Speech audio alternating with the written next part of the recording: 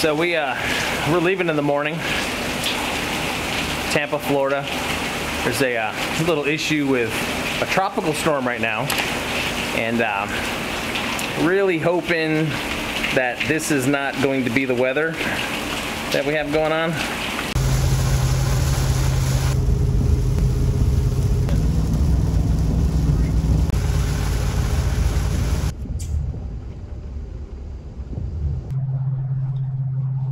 All right, so we're technically on leg 2 of our summer break road trip. And the reason we didn't record any footage yesterday heading from Tampa to Bingham State Park, which is like north-ish of Valdosta, Georgia, is because, well, I take it back. It was about a 4.5-hour drive. It's supposed to be. And like the final 2 hours was in some of like the heaviest rain I'd ever driven in. It is definitely the heaviest rain I had ever pulled the fifth wheel in. So I basically white knuckled that final 2 hours. Let it be known that Joe is an amateur weatherman. He loves weather, and we are from Florida, so we are no stranger to hurricanes, and we are not usually wimpy about driving the rain. But yesterday was pretty serious with some of the feeder bands from Cristobal. Yeah, Tropical Storm Cristobal was making landfall over near New Orleans. And I mean, we're, 250 miles to the east of it. And we were just getting hammered. The good thing is the winds weren't too bad. That would have been I probably would have pulled over if it was windy too. But there was one point on Interstate 75 that there was so much water on the roads. Like you felt like the whole thing like lurching to a slow. There was so much water. Driving through rural Georgia, we drove through pecan farms and peanut farms. We just passed a watermelon farm. I just pulled we're actually on US 19, which is funny because US 19 goes right by where we live in Florida.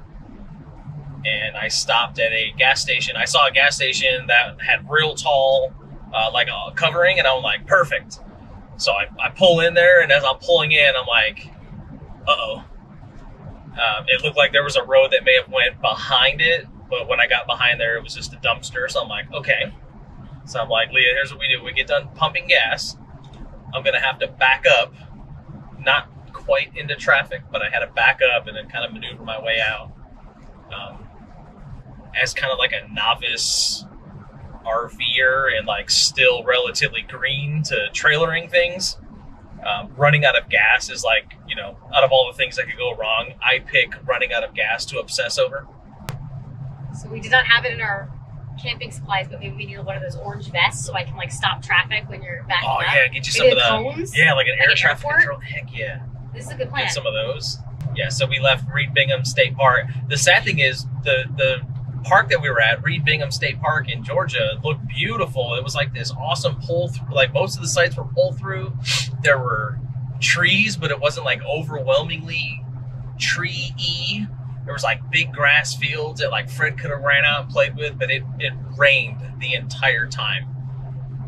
We didn't even get to really see the park. On the way out today, we saw the lake, and it was absolutely beautiful. It was the first time it wasn't raining. Like as we were pulling out, we're like, well.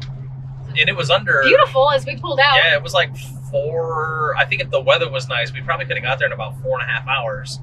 So that might be a place that we check out.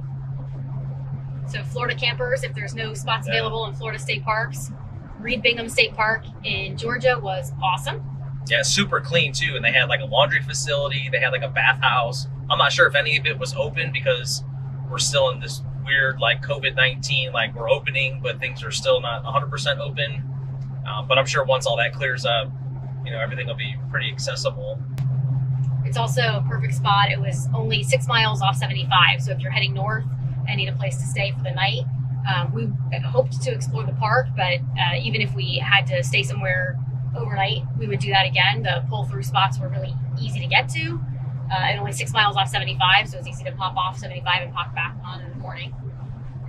Yeah, and one of the things that we knew, but we didn't know like how it was going to impact us was like our setup, because we usually only go someplace for 2 or 3 nights. We already unpacked, like all of our clothes are in there, all the food was in there. So when we got there, we started setting up, and Colby was actually like, Mom, Dad, like I want to help, but there's like nothing to do. So like all the stuff that we're usually like, you know, running around with like chickens with our heads cut off, trying to like, you know, unpack this and load the refrigerator and put things in the pantry. Like we didn't have to do any of that. So like we like pulled in the site, hooked up the water. It was pouring rain, so I didn't do sewer or anything like that. And like from the time we parked and disconnected, it was like 10 minutes and we were inside fine. That was kind of nice. Real easy to get into that site. So we're still not sure what our normal routine or rhythm will be. We're excited to kind of figure that out over the next few days, but last night was pretty easy going. Yeah, it was nice. One of the benefits of the pouring rain, the white noise inside the rig was beautiful. Especially the kids' bunkhouse is a slide out, so like Colby's on the top bunk and it's like right there. You can like feel the vibrations of the rain and stuff like that. I would have slept like a baby. I definitely had some quality time in there doing homework. I figured if I had to go get some quiet time, I might as well be on the top bunk with the awesome sound of the rain. It was really neat. Yeah. So right now we're headed to Florence Marina State Park, which is over by Columbus. Yes. Columbus, Georgia. It's like almost like the Georgia-Alabama border. We're gonna do Providence Canyon probably tomorrow, weather permitting. We're still, I say we, I mean me. I'm still definitely getting used to this kind of like no plan, play it by ear thing. So Yeah. the weather is conspiring with the universe to make me calm down and plan a little less. So we don't know at this point when we're going to go see Providence Canyon. The rain is kind of spotty off and on. So our plan today is to get settled and check it out and then keep an eye on the weather to see if we want to go hiking at Providence Canyon tomorrow or see how it goes in the morning. That's probably something we're less sensitive. This is airstrip, guys. Oh yeah. We're keeping an eye out for small airports. Oh look, Dawson Municipal Airport. We've been gone for almost 24 hours. And Grandpa is already missing the kids. So we are keeping an eye out as we plan our destination. We only have another 10 days planned and then we have no idea where we're going. So we're keeping an eye out wherever we go for small airports for Grandpa to fly in and visit. So being from Tampa Bay, Florida, the weather during the summer is hazy, hot, and humid, chance of afternoon thunderstorms. So we're used to that. We're used to planning everything around the afternoon thunderstorms, and that seems like something we're going to have to deal with at least for the next couple days. Cristobal gets up out of the southeast. All right, you got Joe and Leah fresh out of the shower on the couch. We did not get good video footage of our next step, and it was probably not our proudest moments. We pulled into Florence Marina State Park around lunchtime, and we were super excited. You know, we just got the logo on the back of the RV. Oh, that was the worst part. We were so proud of ourselves. We had the logo on the back of the RV. Up top, it's youtube.com/let's head wherever. We're like, yeah. We got a nice pull-through site, and we pull in right at the beginning, so everybody who comes into the park is watching us. And we're literally watching people see the logo, and we're like, this is really cool. This is going to be great. Let's hurry up and, you know, get set up. We can go make friends. You know, they got kids running all over the place. So, you know, easy breezy. You just unhitch the fifth wheel. That's all you got to do. All you got to do is you just pull the handle on the fifth wheel, and the thing comes up. It was not easy breezy. I mean, that happened an hour later. So we have had a couple problems with the hitch in the past, but we've always worked it out. Probably 75% of the time, it's super simple. We have no challenges. So we weren't exactly sure what was going on. We, when it was installed at the dealer, we watched really carefully why the service technician walked us through how to use it. We tried it a couple times. Everything was perfect. And most of the time we use it the same way and there's no problems at all. But there was problems. There was that, like you said, that 25% of the time, I guess, where it just seemed like the thing was possessed and I could not get that thing to unlatch. And Florence Marina State Park happened to be one of those times. With a huge audience and everyone watching us. So here we, you know, think look at us, you know, we're in our fancy reflection pulling in and I'm just, it's hot. There's bugs. I'm sweating. I'm just dumping sweat. We hadn't had lunch. We're all hungry. The families near us were all very, very nice. We did joke with them about how we were obviously giving them entertainment, but they were very nice and offered to help and those type of things. but we didn't know what to do. So we actually were going to pull the pins to take the whole hitch. Actually, I had the pins out. Leo's like, I'm going to read the manual. Maybe there's something obvious that we're missing. And I'm like, the hell with that. And I'm just pulling I'm angry at this point, just dripping wet with sweat. I was so... But it was a learning experience. You'd never guess. We read the manual and we changed a couple minor things that the manual said to do. And every single hitch since that has been perfect. Yeah. When you follow the directions of the manual, it works really well. I still have broken blood vessels in my finger. I was at Florence Marina State Park. I was pulling that hand. Like, it wasn't productive. I was all done that day. But one of the things that when we had the demo done, it wasn't really made in, I guess there was no importance put on chalking and like backing into the chalk and then pressing the part. Well, this is what we're doing now. We're backing into the chalk, e-brake, park, chalk in the front wheel so there's no movement. So now all the weight's kind of pushing back. It takes more pressure off of the pin than we were doing in the past. And of course, everyone watching this is like, yeah, sorry, we're learning right? here. Yeah. Okay. We're putting it out there, even if we look stupid, so that if it helps one person, you're welcome. But even during the demo, we press the button for the jacks, and he says, look until you see daylight in between the plates. It's like 1/4 of an inch, and then you pull the handle. And most of the time that works. Most of the time it worked. But now, once we read the manual and we have the pull right Super Glide. Yep.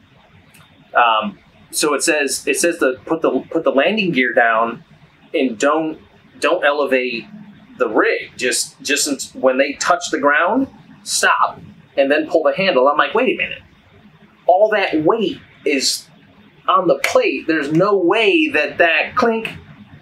Like I couldn't kill a mosquito with the effort that it.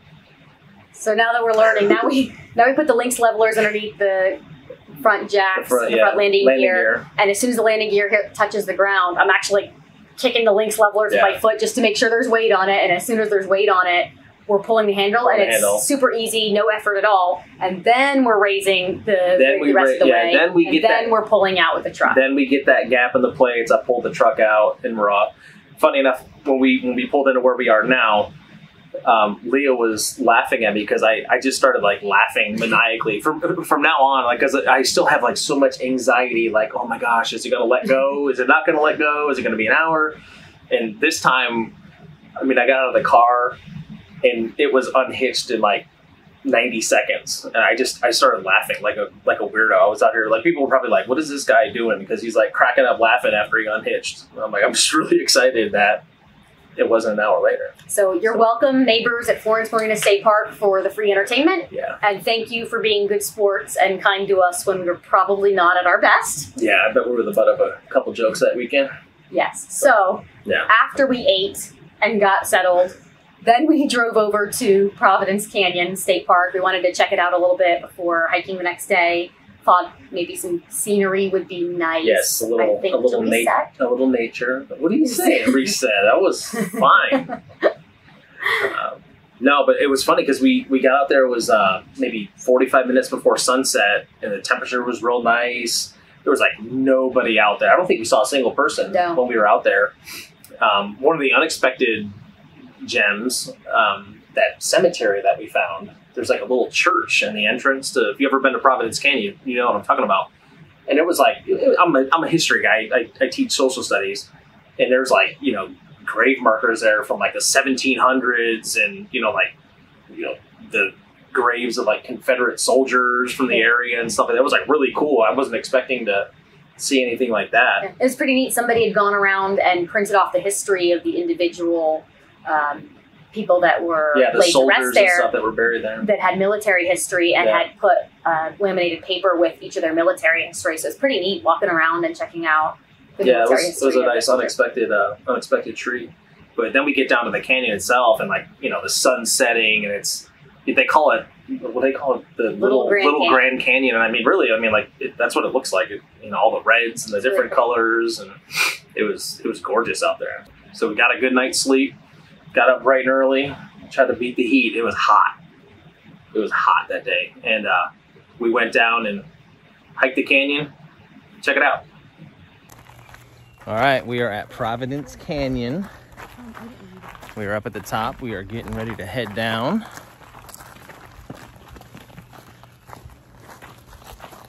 Is everyone excited? Yeah, I am. Yeah. We left our big fancy camera at home, so we're relying on iPhones and GoPros today for this expedition. We'll see you down at the bottom.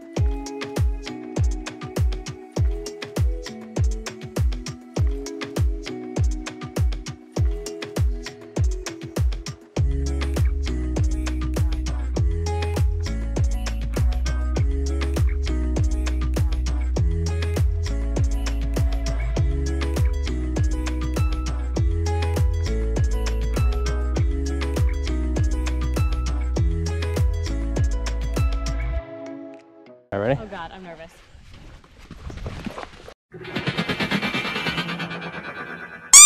Oh!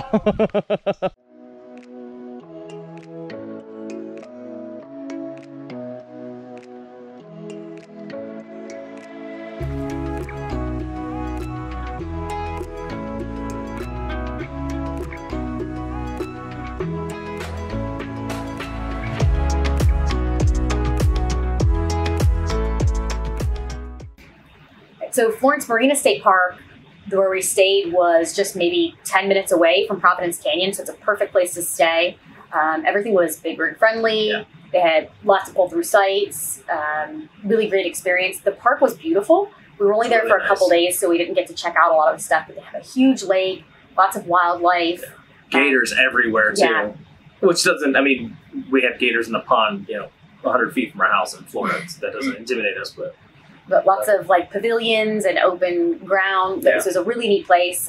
boat slips and everything. Mhm. If you have a boat and you're up there. So if you're in the area or passing through, you can definitely spend a few days there. It was a really pretty park, even though we didn't get to see everything or spend too much time there because we had some other exciting stuff on the agenda.